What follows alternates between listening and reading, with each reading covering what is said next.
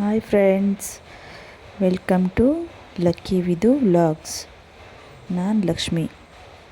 ನಾನಿವತ್ತು ಸಿಂಪಲ್ಲಾಗಿ ಪನ್ನೀರ್ ಫ್ರೈಡ್ ರೈಸ್ನ ಮಾಡ್ಕೊಳ್ಳೋದನ್ನು ಹೇಳ್ಕೊಡ್ತಾಯಿದ್ದೀನಿ. ಫಸ್ಟ್ ಒಂದು ಪ್ಯಾನ್ನ ಇಟ್ಕೊಂಡು ಅದಕ್ಕೆ ಸ್ವಲ್ಪ ಬೆಣ್ಣೆನ ಹಾಕ್ಕೊಂಡು ಅದು ಸ್ವಲ್ಪ ಮೆಲ್ಟ್ ಆಗೋವರೆಗೂ ಬಿಸಿ ಮಾಡ್ಕೋಬೇಕು. ಆಮೇಲೆ 200 ಗ್ರಾಮ್ ಪನ್ನೀರನ್ನ ಸ್ಮಾಲಾಗಿ ಕ್ಯೂಬ್ಸಾಗಿ ಕಟ್ ಮಾಡಿ ಹಾಕಬೇಕು. ಆಮೇಲೆ ಅದಕ್ಕೆ ಸ್ವಲ್ಪ ಚಿಲ್ಲಿ ಪೌಡರ್ನ ಆ್ಯಡ್ ಮಾಡ್ಕೋಬೇಕು, 1 ಟೇಬಲ್ ಸ್ಪೂನ್. ನಿಮಗೆ ಖಾರಕ್ಕೆ ಎಷ್ಟು ಬೇಕೋ ಅಷ್ಟು. ಹಾಗೆ ಅದನ್ನು ಚೆನ್ನಾಗಿ ಫ್ರೈ ಆಗೋ ಥರ ಸ್ಲಿಮ್ಮಲ್ಲಿ ಇಟ್ಕೊಂಡು ಫ್ರೈ ಮಾಡ್ಕೋಬೇಕು. ಮತ್ತು ಸೈಡಿಗೆ ಇಟ್ಕೊಂಡೆ ಮತ್ತೆ ಒಂದು ಕಡಾಯಿನ ಇಟ್ಕೊಂಡು ಸ್ವಲ್ಪ ಬೆಣ್ಣೆ,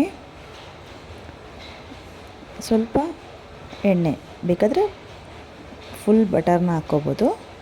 ನಾನು ಎರಡನ್ನೂ ಹಾಕ್ಕೋತಾ ಇದ್ದೀನಿ, ನಿಮ್ಗೆ ಹೇಗೆ ಬೇಕೋ ಹಾಗೆ ಹಾಕ್ಕೊಳ್ಳಿ. ಅದು ಬಿಸಿ ಆದಮೇಲೆ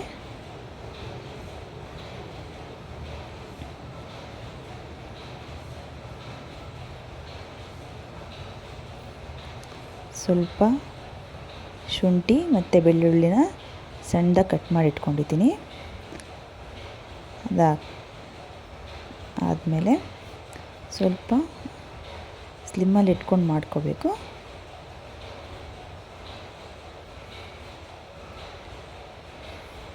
ಅದನ್ನು ಸ್ವಲ್ಪ ಸ್ಲಿಮ್ಮಲ್ಲಿ ಇಟ್ಕೊಂಡು ಸ್ವಲ್ಪ ರೋಸ್ಟ್ ಆಗೋ ಥರ ಫ್ರೈ ಮಾಡ್ಕೊಳ್ಳಿ. ನೆಕ್ಸ್ಟು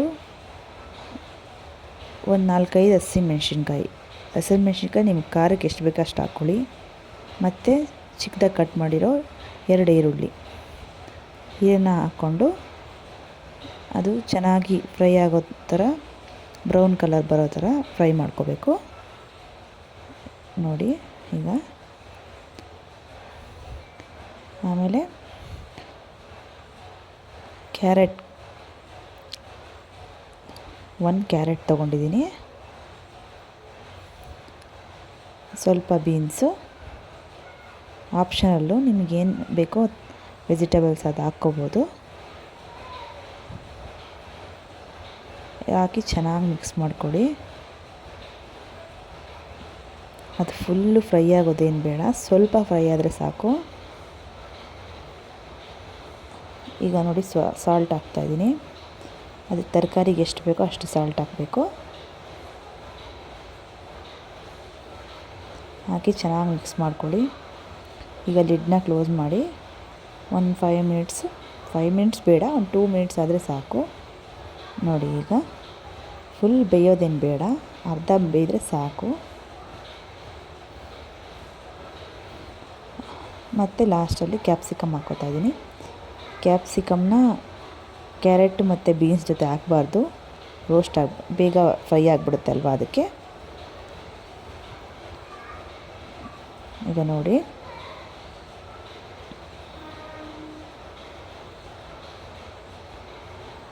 ಇನ್ನೊಂದ್ಸರಿ ಮಿಕ್ಸ್ ಮಾಡಿಕೊಂಡು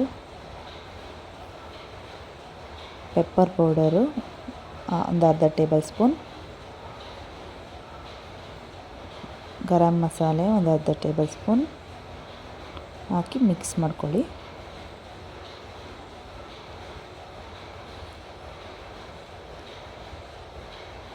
ಒಂದು ಟೇಬಲ್ ಸ್ಪೂನ್ ಸೋಯಾ ಸಾಸ್,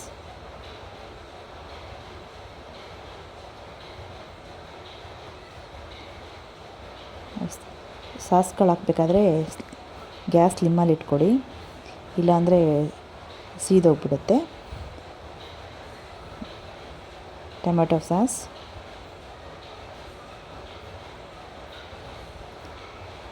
ಮತ್ತು ಫ್ರೈ ಮಾಡಿ ಎತ್ತಿಟ್ಕೊಂಡಿದ್ವಲ್ಲ ಪನ್ನೀರನ್ನ ಇದಕ್ಕೆ ಹಾಕಿ ಮಿಕ್ಸ್ ಮಾಡ್ಕೊಳ್ಳಿ.